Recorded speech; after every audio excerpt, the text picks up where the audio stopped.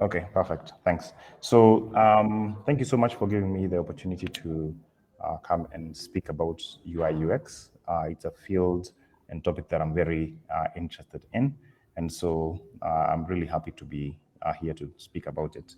So I want to first begin by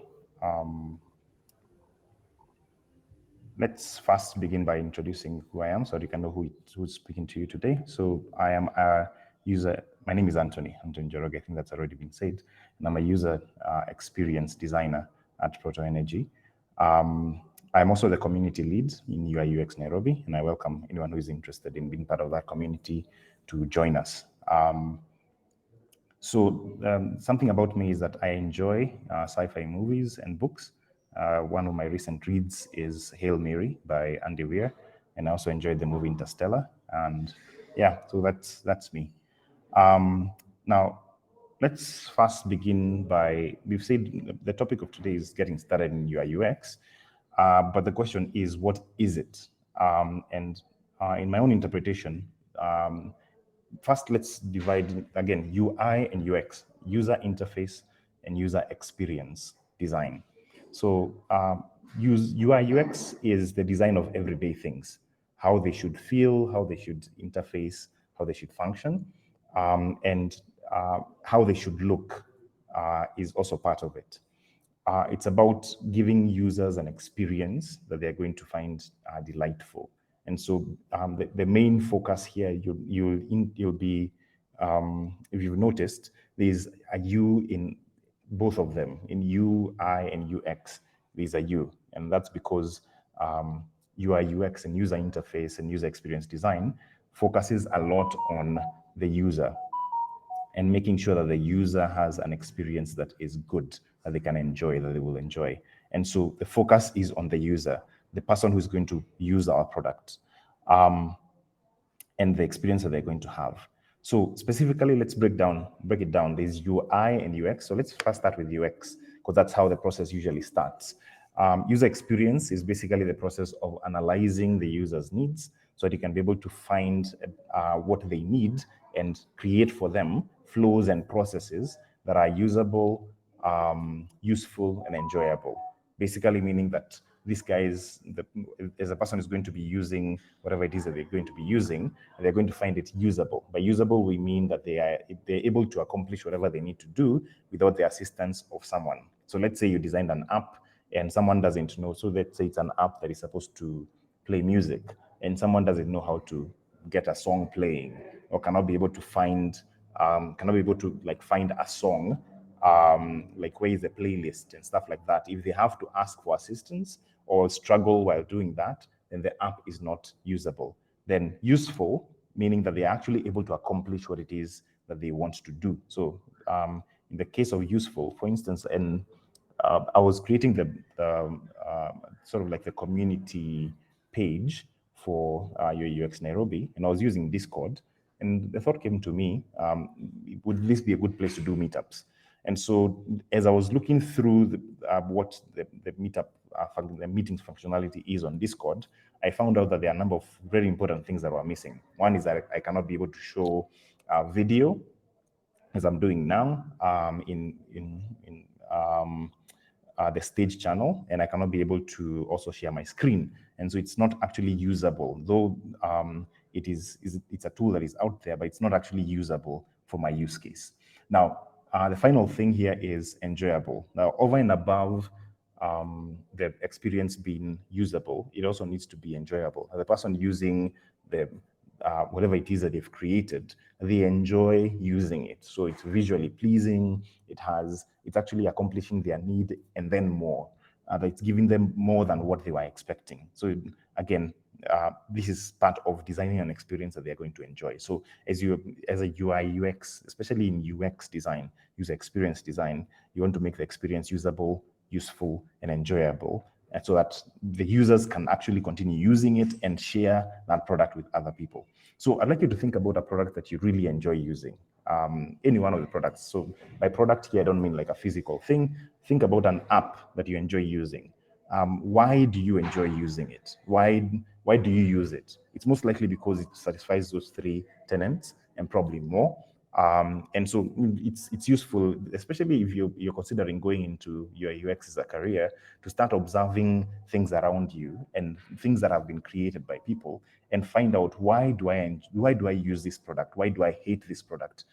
What is it about this particular thing that I really like, and that's the reason why I continue using it and why so many people use it as well. And so let's talk about UI design. So UI is the design of the interface, and the interface can be anything from a computer device, and so to the screen that they're looking at, the colors and buttons they're going to be using. It could be creating of actual buttons and the way those buttons are going to look like physical buttons, and it focuses more on the look and feel of the experience more than how the feel flows.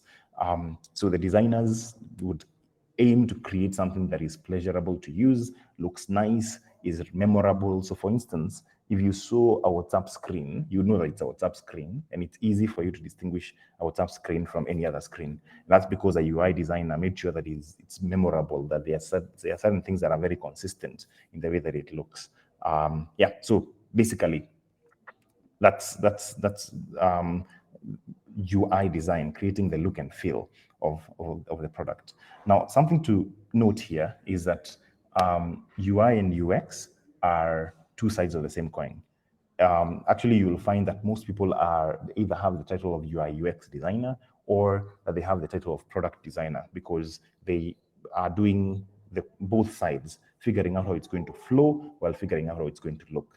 The reason for this is because it's very difficult to extricate these two things. It's difficult for you to think about the experience without thinking about the way it's going to look, because again, where the button is going to be placed will determine whether it's usable or not. If the button is too small, that's a UI thing. It will determine whether a thing is usable because it's too small, I can't be able to click on it, or that the font size is too small that I'm not able to see it, and things like those. And so most of the times you'll find that the term is UI UX, and there are UI designers out there and there are UX designers, and we're going to talk about what kind of scenarios they exist in. But for the most part, these two terms are brought together, and most of the times, especially now, the term is moving towards being referred to as product designer and not UI UX per se.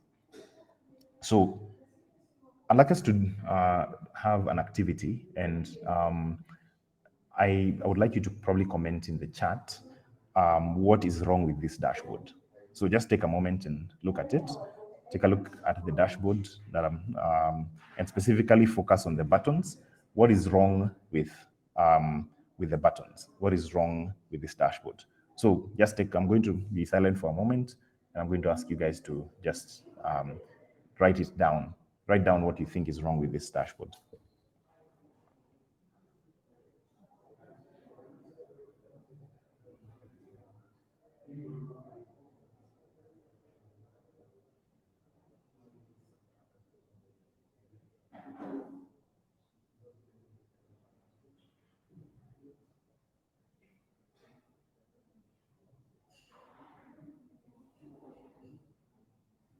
I'm going to give you just one more moment. If you're joining now, the question I'm asking is, what is wrong with this dashboard?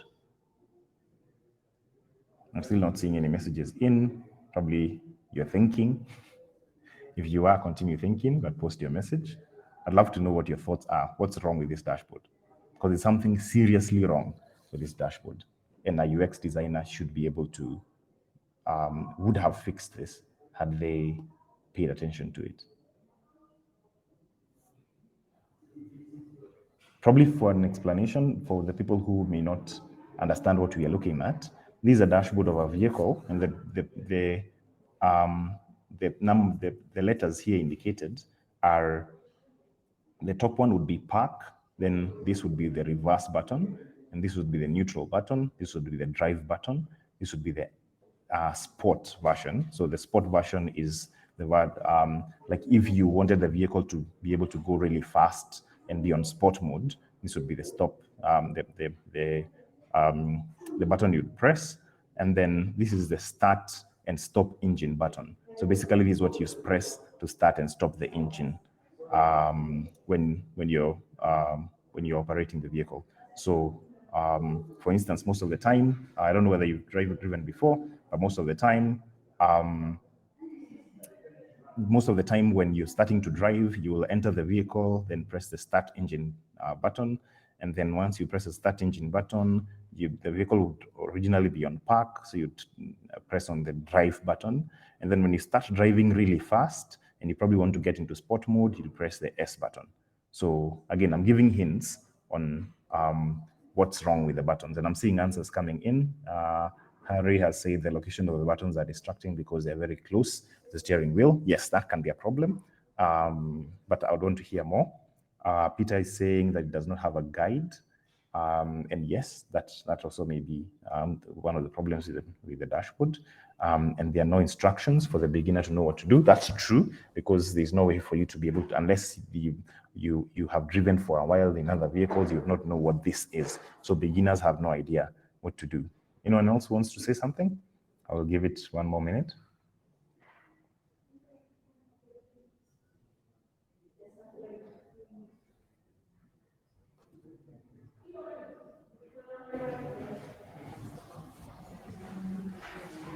Okay. What do you mean by, Kevin, you say that it's on the wrong side. What does that mean? And I hope that I'm clear. I'm getting a message telling me that I have an unstable connection. So Hillary, please let me know if I start breaking. Kevin, you said it's on the wrong side. Why do you say that? Please type it out. Waiting for your answer.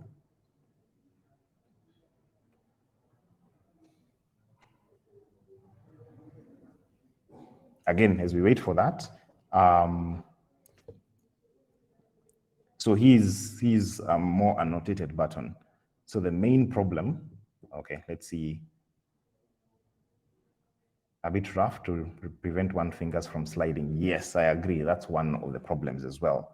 On the left side of the wheel, oh, I see your point. Yes. Now, these buttons, the reason why, Kevin, they're this way is because they're in the US. So you remember they drive on the left-hand side. So that may not be as big of a problem, but thank you for the answer. So you'll notice that the S is the sport button for driving at high speeds, and the start engine button is very close to it. And so this is an actual problem that happened in the US. Ford recalled around 13,000 vehicles, SUVs, vehicles that they had sold to clients, because the vehicles were shutting themselves off, turning themselves off when the person was driving. So you can imagine you're driving really, really quickly, and then you're about to get into sport mode, and you accidentally press the wrong button because it's very near the sport mode. Because remember, you're driving, and so your eyes are on the road. And so when you're going to be pressing that button, you will normally not have a lot of time to look at it. And so a lot of mistakes were being made where vehicles were being shut down accidentally by the drivers. And you can imagine how scary that would be. I don't know whether there were any accidents that happened, but I see this as a great potential cause of accidents. Now, if a UX designer was actually working on this, they would have studied the context that the drivers usually have. So again, they are drivers themselves. They would have investigated and looked at what drivers normally do. And in investigating that, they would realize that drivers are usually, like always, looking ahead in front of them.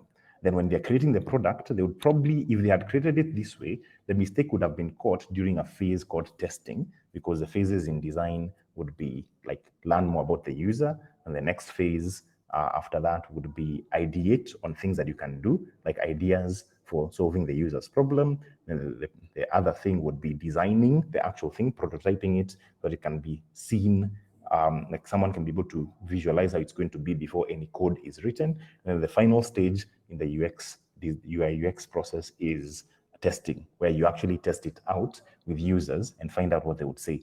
Now, if this testing was done with some versions of prototypes, they would have realized that this button is so close, they are so close to each other, that this problem would be there, and they would not have cost them as much as it did. And you can imagine that this story is how many years now? That would be 6 years ago, and it's still being talked about even now. I pulled up this article just a few, like 2 days ago. So meaning that these guys are Ford are still experiencing reputational damage from what the incident here. So what they did to fix it is that they moved the button to the very top, because normally when you start driving, you first press the start button and then you move from park to either reverse or neutral or drive. And if you're driving very fast, the only mistake you'd make is either pushing on the neutral button or pushing on the S, like the speed button. And so the possibility of that mistake happening was completely eliminated. And again, I like the suggestion by Samuel to make the buttons a bit more rough so the fingers don't slide. That would also fix that problem right there. And so designers are really crucial in anything they do, in any team or in any process. Even if you are designing yourself, probably you are developing, you're thinking through the design, it is really important to take time to think through the design and test it with people before you start writing code. The reason for this is mistakes later on are going to be very expensive to fix. Mistakes in code that has been deployed to users means that probably there's something bad happening with the users. They're having a bad user experience. They'll probably stop using your app if there's a very critical mistake. But also fixing it will take time, because you have to figure out how to refactor the code and then push it out again. And by that time, probably you've lost money or lost time. And also you have reputational damage as a result of it. And so UX design is important. Now, the reason I'm giving this example and not talking about screens or apps or web apps is because UX design is wide, and it's the design of how an experience should flow, and it's not just limited to apps. It's not just limited to web apps that you may be building right now. So let's jump into what are the roles in tech companies, like UX roles in tech companies. Now, the kind of role that you would expect to play in a tech company would vary depending on how big the business you're working with is. If you're working in a very small business, you'll do a lot of things. You'll do actually almost all of these things here. I once, and I'll give my story later on, but I once worked in a company where I was everything. I was doing UX design, I was doing the actual building of, in this case, websites, and I was also doing the testing and deployment. So in small companies, you do everything. In larger companies, the roles are more, they're more specialized. And so you'll find that in large companies like here at Proto, we have a UX researcher whose work is to actually do research and learn more about the client, and then go out and do testing, find out whether to validate the solutions that we've created, whether the solutions are good or not. We have a UX designer who is usually would be the interaction designer, figuring out how things are going to flow. And so their job is not really to design how it's going to look and feel. Remember our definitions for UX and UI. And so they do just UI interaction work and how things are going to flow and the feelings, the way the features work and interact with each other. And then there are UI designers who are basically UI people that they make sure that it looks good, the branding is at par with what is expected. On. Then there are UX writers. UX writers are involved in determining whether the text that is going to be on either a website or an app, on buttons and so on, that text is the right one, that it actually fits the use case, and that it's in the right language, in the right tone, and so on. And then there are UX engineers, and UX engineers is actually a front-end developer who develops, whose work is to create the UI, basically translating the mock-ups that we have created and the prototypes that we have created as designers into code that then can be used in a system, and like it can then consume endpoints. But basically their work is to make sure that the visual vision of the UI designer is translated into an actual product. So what's the typical day of a UI UX designer? And I'll talk about my own typical day. So typical days involve talking a lot with clients to learn more about their needs, figuring out who, talking with who your users are, figuring out who your users are and going out to converse with them, find out what it is that they're interested in, figuring out what their average day is. So for instance, I would go out to the field and interact with users to find out where if I'm going to build an app for them, for instance, there's an app we built called Pro Inventory, and that app is used internally by warehouse staff. And so in finding out more about the user, I would go to the actual warehouse and the place where they're working and figure out what kind of environment is it. Does it have good Wi-Fi? Is it a cramped environment? Would they require a big screen or an app? Would they require a laptop? Like, what can they be able to use? Like how busy is it? Is it possible that these guys would make mistakes, and how can we ensure that whatever it is we're creating for them, make sure that they do not actually make mistakes as they are using the app. So talking and interacting with clients to find out more about them and their needs. Then sketching on tools like Figma and FigJam. And I'll encourage you to go and explore that free tool. It's called FigJam. It's a tool where you can be able to, if you have a graphics tablet or even just your own mouse, you can be able to draw like very basic wireframes of what your app should look like. And so wireframes basically draw out, this is my next point, but it's the image I'm focused on, like draw out things like this on paper or on FigJam. And then the next thing would be designing like actual how the app will look like in high fidelity with tools like Adobe XD or Figma. I personally use Figma as my design tool, and it's free, so go check it out. And then the next thing would be testing designs with users to find out if your solution was correct and if they have any feedback that you can be able to use to improve on the product. And then the next one of the things I do every day is documenting my work on different tools like Jira and Confluence. Again, you can go check out these tools because they're the tools every developer, if they're going to be in a development team, is going to use a tool like Jira and Confluence. Even if they are not going to be Jira and Confluence, but tools like those to document their work and like talk about what they are doing and what they've accomplished and hand over their work to the engineers, the developers. So the last thing, which is also a big part of my day, is interacting with engineers every day and product managers in meetings and one-on-ones to discuss what it is we are doing, what we're going to be doing in the future, getting feedback for work that we've done, getting like plans and giving out ideas and trying to sell your vision. Yeah, so that's what a typical day for me would look like. So how do you get started in UI UX? You may be saying, okay, this sounds interesting. How can I start? It seems so complicated. Well, it's actually not, but it will take a bit of effort. So I would say everyone's journey is different. Everyone will have their own path, and I'm going to share mine. But UI UX is a field that maybe admits people from very many different fields. And right now you probably are studying programming and computer science in this case, or you may be studying something completely different. Probably you're studying literature. There is a path that would get you into UI UX if you are interested and are willing to put in the work to get into it. So let me talk about how I got into UI UX. So I started off as a graphics designer. Well, again, even before that, my original training was in marketing.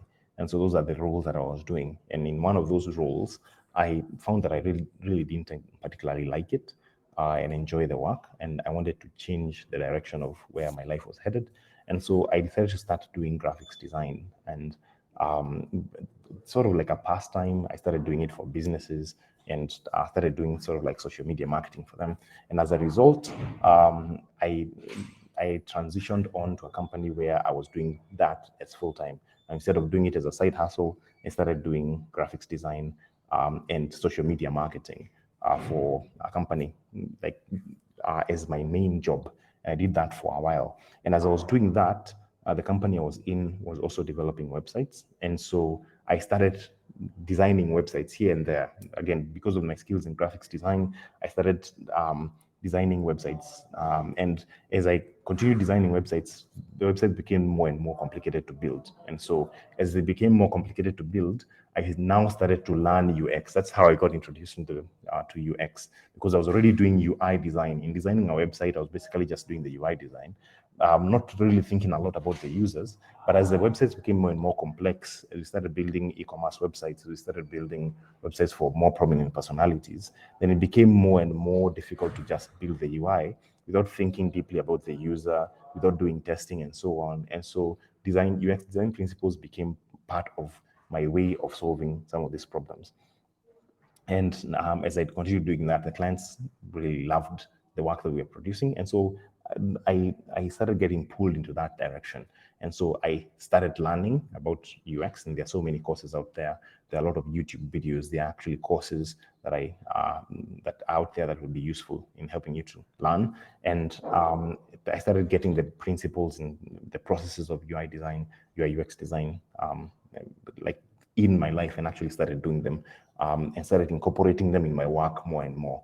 And I stumbled onto a monthly meetup called UX Vienna that also then taught me more, allowed me to network with a lot of users, a lot of people who are in the field and who could give me advice on how to get started and so on. And so you're lucky now that you have this opportunity to like talk about this, hear about these things.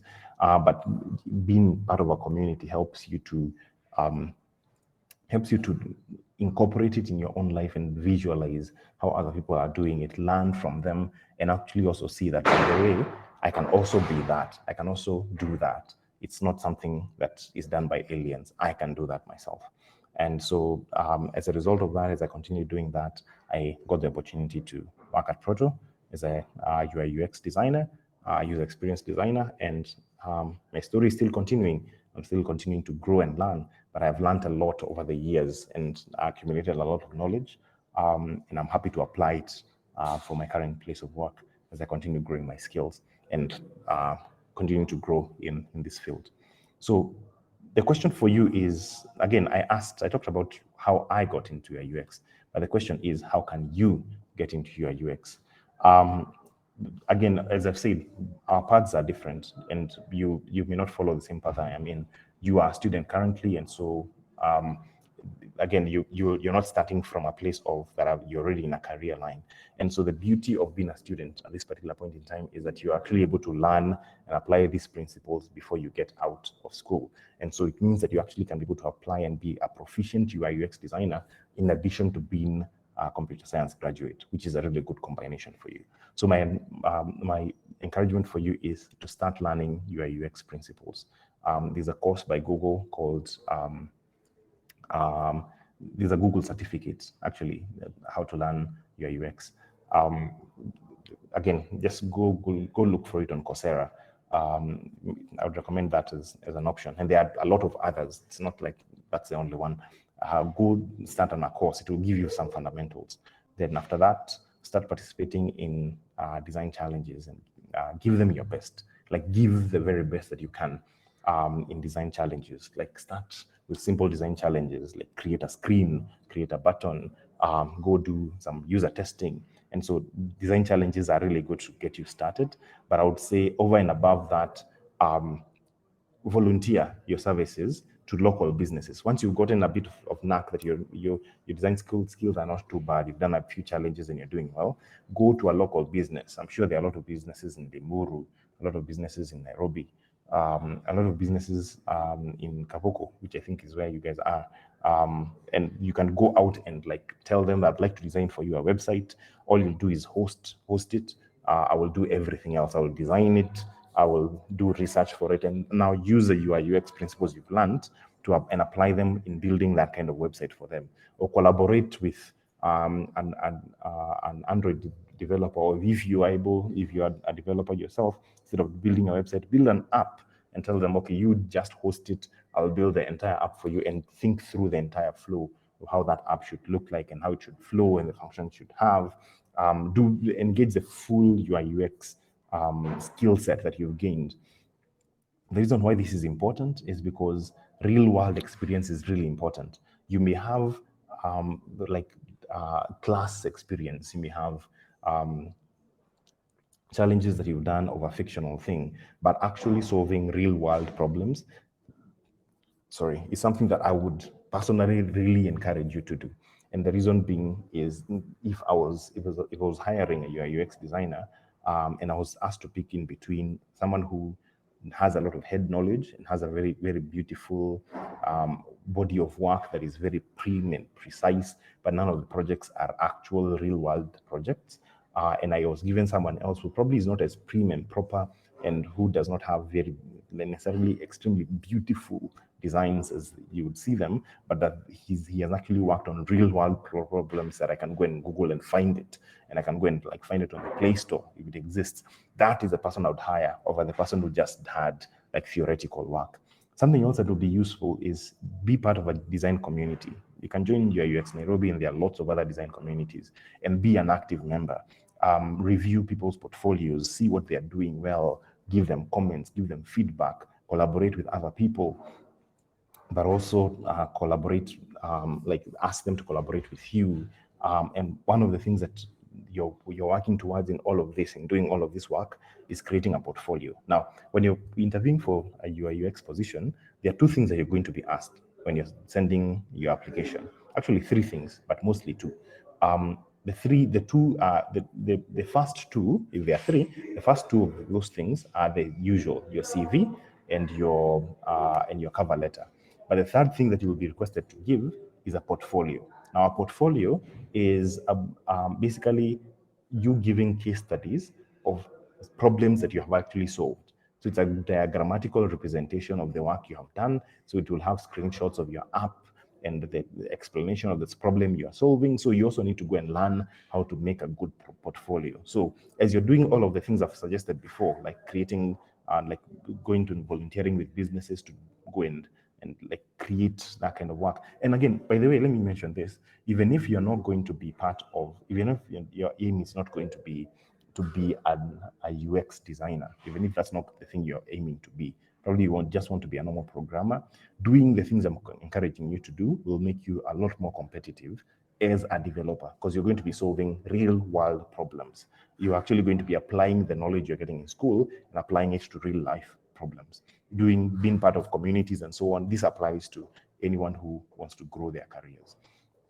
And so whether you're a programmer, an engineer, like do these things and they're going to be useful. And even if you're not going to be a UI designer, by learning UI UX design, you can apply it a lot into your own work as a developer or product manager, if that's what you're going to become.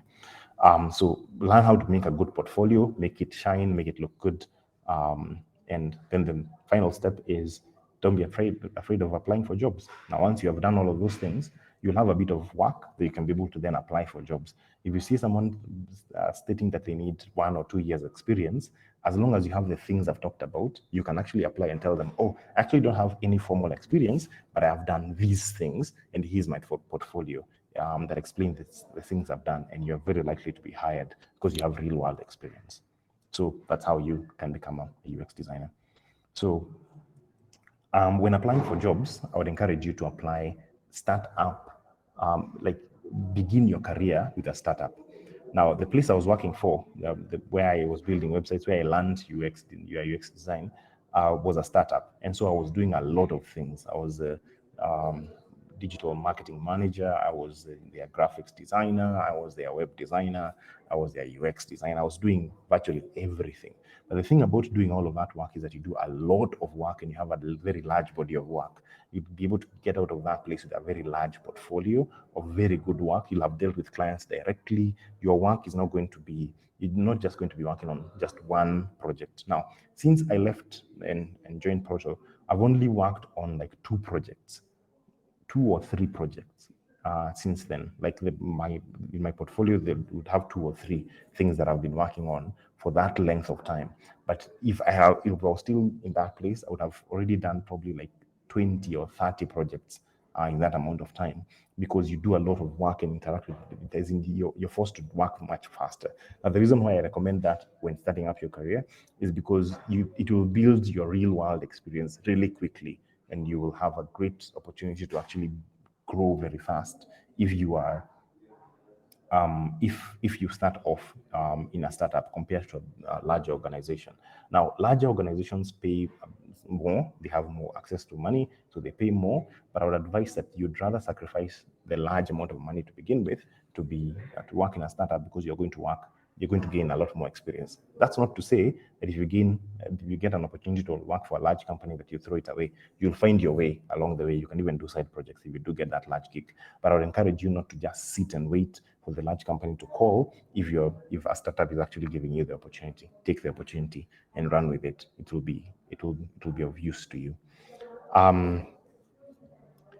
So a few action points for you if you actually want to get started as a UI/UX designer, because you can start now. First would be, I'd encourage you to join the UI/UX Nairobi Discord community.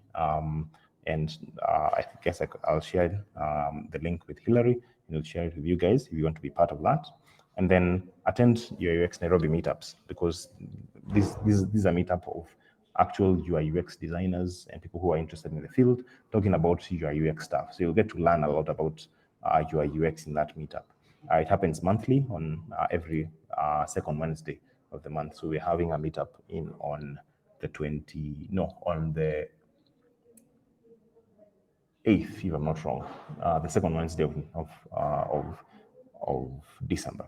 Then I'll encourage you to subscribe to the UIUX Nairobi YouTube channel, where we post most of those meetups, and also we'll be doing extra content around UIUX, so interviewing UIUX designers, sort of like in a podcast format. Then I'd encourage you to do the Google certification course.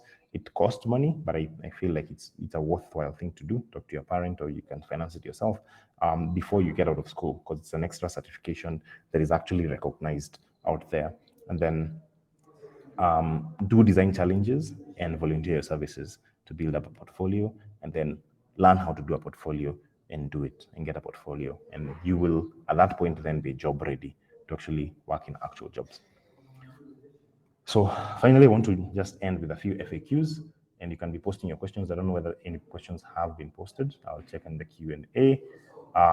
No questions have been posted. So I'll start with the frequently asked questions that I had myself when trying to get into UX design. And you can post your questions in there as I go through this list. So is a formal education required to get a job in UI/UX? I would say no, though it is really valuable. If you're doing computer science, you're probably in a better point, or you have more advantage than someone who is doing something different. But as I've said, my background is in marketing, and that's what I studied in the university. And so you can be able to transition from other roles and use that experience to actually be a good UI/UX designer. So it's not required, but it's an advantage. Now, actually studying UX, I'm not familiar with any university in the country offering UX specifically as a course. And so again, it's not yet there, but it's going to start getting there at some point. But I encourage you to actually do certifications like what I've encouraged the Google one. It's very useful, especially to give you the basic understanding of what you're required to do. Then, do I have to be good at design to be a UX designer? Now, you realize that there was one of the roles I'd mentioned before called a user researcher. And so the user researchers are not, they're not necessarily very, quote unquote, good visual designers. And even UX designers they don't have to necessarily be good visual designers, but as long as you can be able to think through a problem and apply the design methodology and apply it to actual real life problems, you do not have to know how to actually be good at design. But if you're going to take that path where you're not very good at design, like actual visual design, then you'll need to work on yourself to be a researcher, and so you're able to get into the bigger company. So it's going to be slightly difficult for you to start off in your career, because people who hire designers who are not necessarily good at UX designers who are not very good visual designers are bigger companies that hire a UX researcher specifically. And so as an answer there, then do you have to know how to code or be a programmer?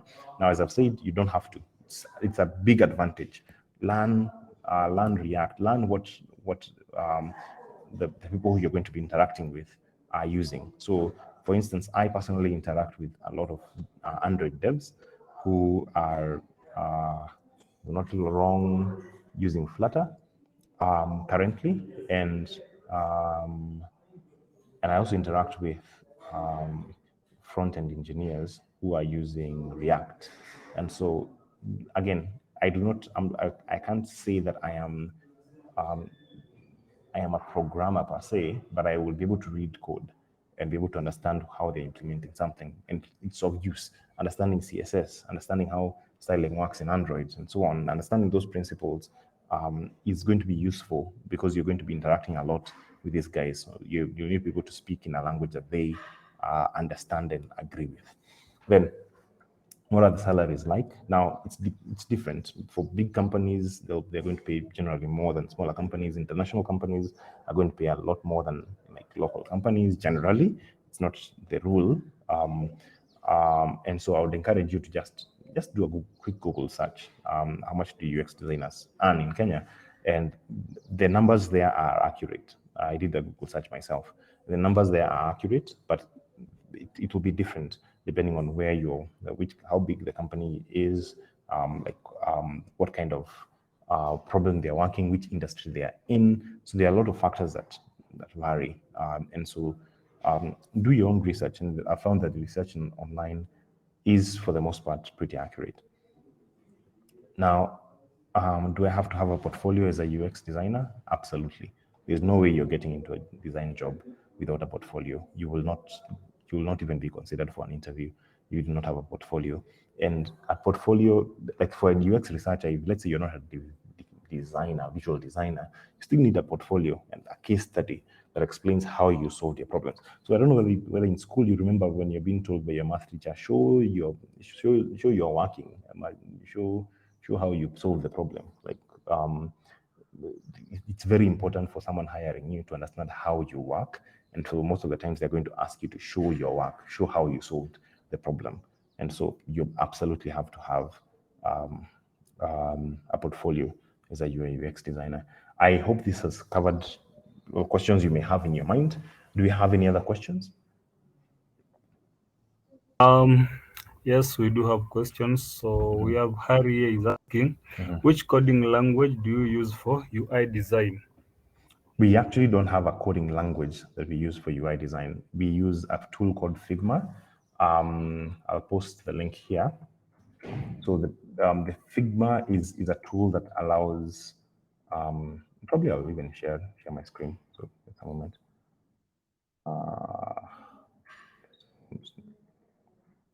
We use a design tool called Figma. Figma.com. Actually, you can just Google it. Figma.com. There we are. The Figma.com. Let me do a quick share of that. Let me see whether I'll find it. Find my window open.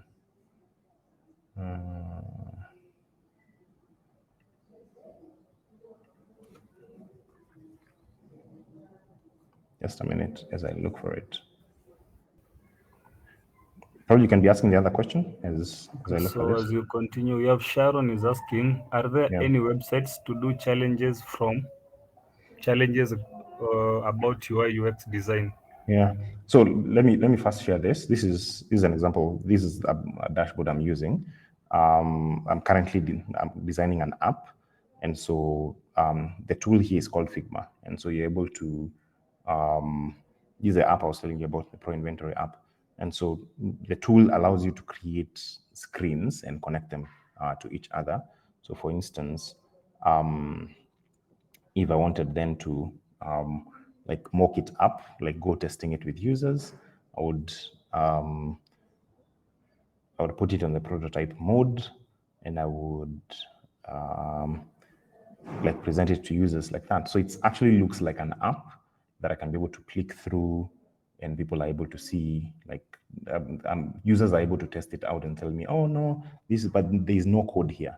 All of this is visual, like arranging of different things together, triangles, boxes, putting color on them, and basically visualizing how the thing is going to look. And so usually, like for instance, when I'm working with a developer, I'm going to share this with them. And when they're looking at this code, so for instance, you'll see that, let's say, as an Android developer, let's say they get into this particular screen, they're going to, you can see here on the right-hand side, I don't know if it's very clear, that they're able to see the colors. For instance, let's say if they want to take this text here, they're able to find out what are the dimensions here, what is the color of that particular thing. If they want to download, let's say, a particular image, they can go and download that image there. But basically, it's a tool that I use for design and handing over to developers.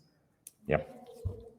So, sorry, there's a question you're asking which I did not answer. Yeah, Sharon is asking if there are any websites to do the challenges about UI UX design.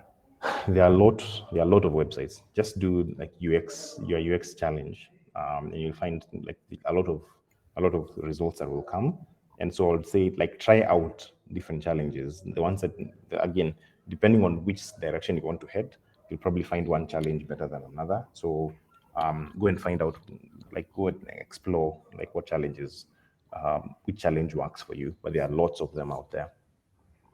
Just So I think Google on design the challenges. Yeah. Okay, so I think on the challenges, I will be able to share some of the websites that I personally use. So I will link them on the chat. Awesome. So we have another question from Evans. How do I apply and land a UI design project or a job? Again, I've talked about when you're beginning, people will be a bit skeptical of your abilities because you can't say that, oh, I'm an UI UX designer from a certain place that they recognize, or that I have this body of work. So you have nothing to show.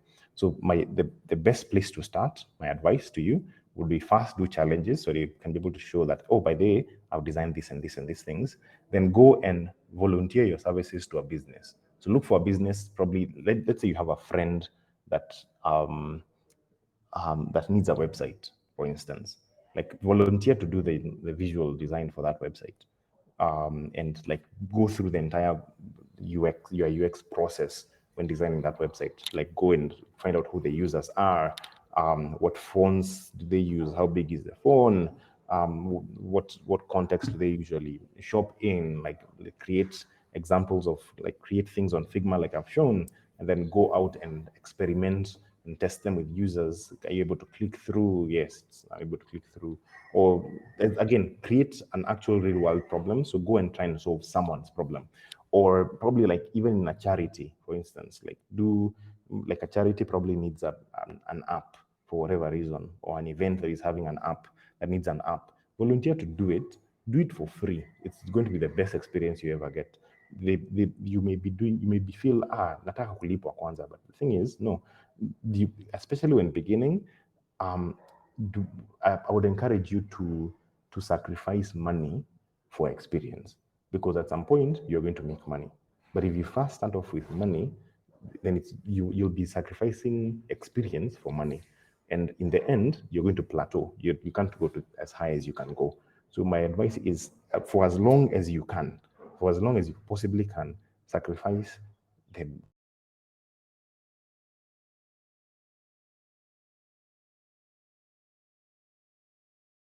I think you are not audible. You are on mute.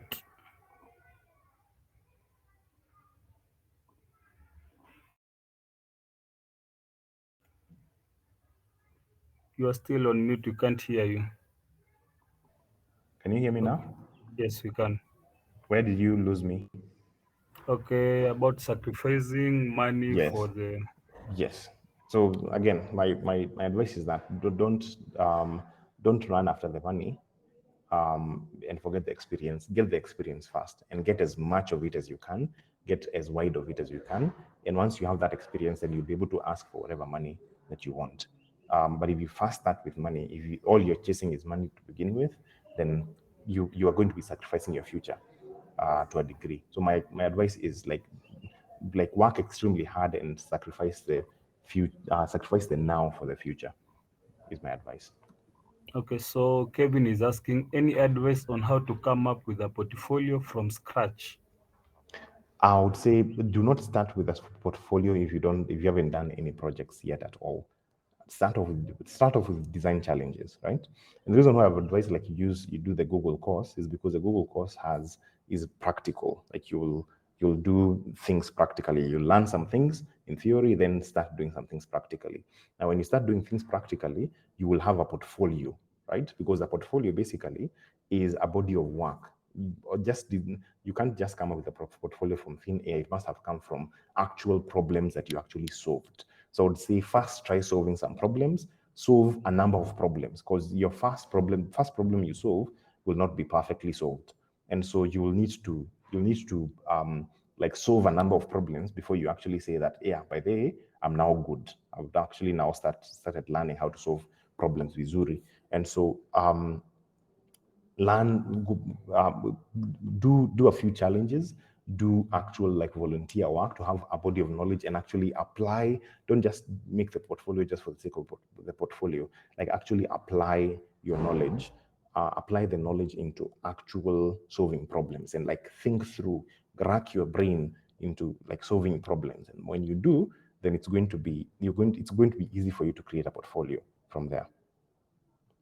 So Diana is asking, you mentioned coding is beneficial, but having no prior knowledge on it, does it mean I cannot do well as a UI UX designer, considering the different career backgrounds? So no, not really. You can actually survive being a UI UX designer without learning how to be a programmer. The only downside to it is that there are some principles, basic principles you learn from being a programmer. So my advice would be there's something called a T-shaped knowledge. Like you have T-shaped knowledge where you know a little about a lot, and then you know a lot about one thin area. Like, so for instance, you're a very, very good UI UX designer, but you understand something about marketing, you know something about programming, you know something about Angular, kidogo tu, just sufficient just for you to be able to have a conversation with a developer and be able to like negotiate with them. So you don't have to know. I would advise that you deepen your knowledge. As you continue deepening your knowledge in your UX, you may find opportunities to learn, like do a mini course and in a beginner's guide to React and do a small project. Go do it. You will learn something small about it. You will not be perfect at all in it, but at least you'll be familiar with it. So you don't have to be like a top-notch developer for you to be this, to be your UX designer. And you actually do not need to be a developer at all for you to do this. But it's really useful to know so that you're able to be part of a team and negotiate vizuri, negotiate in a good way with them. Okay, so another question, how viable is Webflow to bring my designs to life? Webflow is awesome. It's actually a very, very good tool. If for the person who asked the question before, I would encourage you build your portfolio using Webflow. You will learn a number of principles of web design from Webflow. Webflow also have a very good course on how to use their software. I think it's something in Webflow University. They have a very full, like a very good course, like on freelancing and so on. Like do that course as a way of learning, like a bit of not you won't really learn programming per se, but you'll understand CSS, you'll understand a bit of marketing. So it will teach you a lot about very little about a lot of things, and then you can go deeper in the specific thing that you're learning. So Webflow is a really good tool. I would advise for it. The only downside to it is that you will have to be paying hosting fees to them to use to continue hosting your site there, and so you will need to extract it uh, extract it to your own domain name, or probably use the .webflow.com account, which is still fine. Again, if you want to use the .webflow.com like subdomain as your portfolio, no one will judge you for it because people are using Behance and so on, so it's still okay. Okay, so we have another question. Is Figma only used for Android and mobile applications, or can you use it for desktop application? It's just that I didn't show you the desktop application like the web app I'm building on Figma, but Figma can be used to design everything. So you can use it to design virtually anything from like wearables. It's a blank canvas, so you can design it. You can use it to design a lot of different things. So I think those are all the questions that had been posted here. So if you have any other question, you can post it before the session ends. So I would like to take this opportunity to thank you for your time to come in, share your expertise with us, and hopefully you have been inspired and learned a few things on how to get started with UI UX design. I really appreciate you on behalf of the team, and we are looking forward to future events. Maybe we can have future events where we will be able to demonstrate on how to use Figma and other tools on that matter. So I really want to thank you. You're welcome. I'm happy to be here. Okay, so as we usually do before we end the sessions, we usually invite our faculty advisor, Mr. Nicholas, to say a word or two about the event before we wrap up. So, Mr. Nicholas.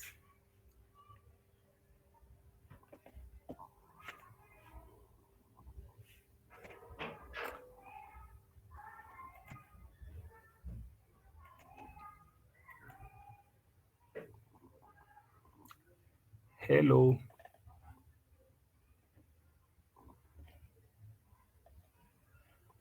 Okay.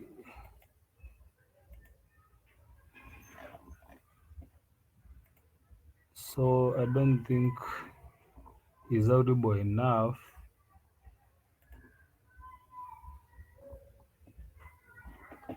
So if we don't have any other questions for the moment,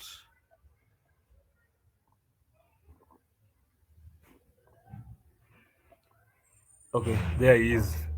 So our faculty advisor, please, you can say a word before we end up the session today.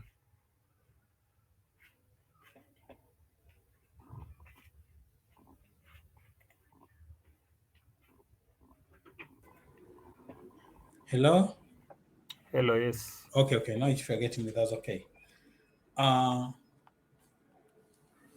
First, let me share my appreciation with today's presenter on the UI/UX design, Mr. Antony Njoroge, if I'm correct, from Proto Energy.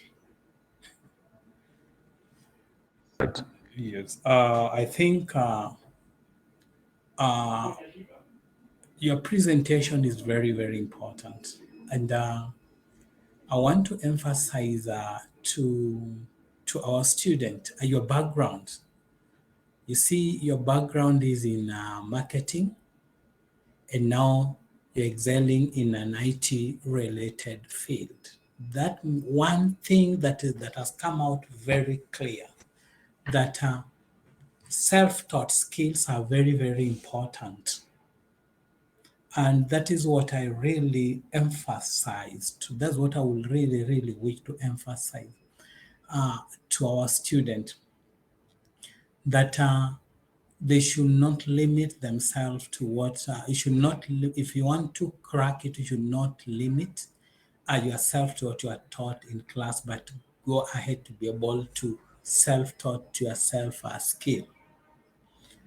Because for you to succeed in a career, passions comes in. And you also need to have extensive knowledge. And all this knowledge, you need to be somebody who's willing to learn, willing to interact, be in a group, be in a career development group. Like if you feel that you need to learn more about UI/UX design, you join those various clubs and you're able to share. The other thing also, I will echo what Mr. Antony has said, learn to do volunteer work. The problem with our students or the current generation, they really don't like volunteering. If you volunteer, you are skilled. The moment you join such group, they will be having projects. Make sure you participate in those projects. You may not gain monetarily, but you will gain skill-wise. And that one will help you build your portfolio. Because any job, not even just for UI/UX design, any job require a portfolio. You need to have built yourself a portfolio that will market, because that's where now a portfolio means you are able to match your skills, what you've acquired in class theoretically, to solve a real life problem. And it also means that you participated in the solution of real life problem, and therefore you have the necessary expertise to provide further solutions. That is all I wanted to say for today, that self-taught skills are very important, and especially in the IT domain, which is very dynamic. The other thing, also, don't limit yourself. Learn things. Don't limit yourself by the virtue of what you learn in class or the course you are undertaking. Discover your potential, discover your passion, and that's where your success lies. Just like the case of the presenter today, Anthony. He's not an IT, but he's excelled. He realized after doing IT, after doing marketing, really that's not where his passion is. But then again, that one comes very important. What we are talking now, we are talking of a multidisciplinary professionals, that you must able to have knowledge that cuts across all the profession. If you're a programmer, you must be able to have bit of, if you're an IT, you must be able to have knowledge of marketing, knowledge of accounting, and basically the knowledge. Right now we are talking about when you talk of a system, when you talk of customer perception, we'll be looking at psychology. You'll study the psychology of a customer, understand them, so that, because if the product you deliver does not rhyme with their psychology, then they will not be able to consume that product. So as a future professionals, you have huge tasks before you, and you need to interact with the real world and learn more. Finally, I will let me take this opportunity once more to appreciate Anthony. I would really, really encourage Anthony to work with our student, especially those who are interested in UI, in design. Let me not be specific. In design, you can form a WhatsApp group, and we'll be able to. We can organize a weekly session so that they're able to learn more. The key thing is, kindly, Anthony, work with our students who are interested in design.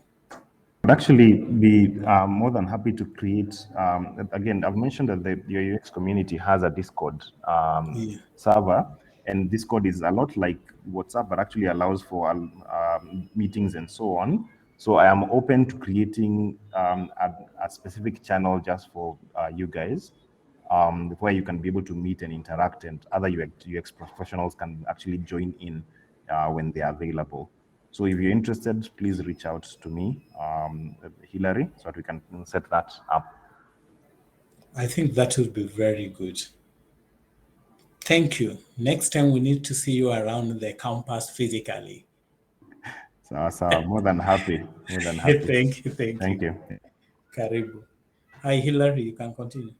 Okay, so Anthony, you had mentioned that one of your friend was joining. Was he able to join? Maybe you can say hi. He was actually not able to join, and his apologies. He gave his apologies. He's actually a front-end designer, a front-end developer, I mean. But he was not able to join for today. Again, I think probably next time. Yeah, I think the next time we'll have a front-end event, we'll have him on board to come and share also. Okay, so guys, thank you very much thank you all who have joined the event. Hopefully you have learned a few things. For those who are looking for the UIUX challenge websites, I've posted them in the chat section, and some of the most commonly used tools that help with Figma with UIUX design. So I have posted them in the chat section, and I will be sharing the same message on the WhatsApp group. And for those who came in late, I will also share a video link on the recording of today's session. So thank you very much for joining in. So that marks the end of today's event. See you on the next event. Thank you. Have Thank a you. blessed evening, afternoon. Bye.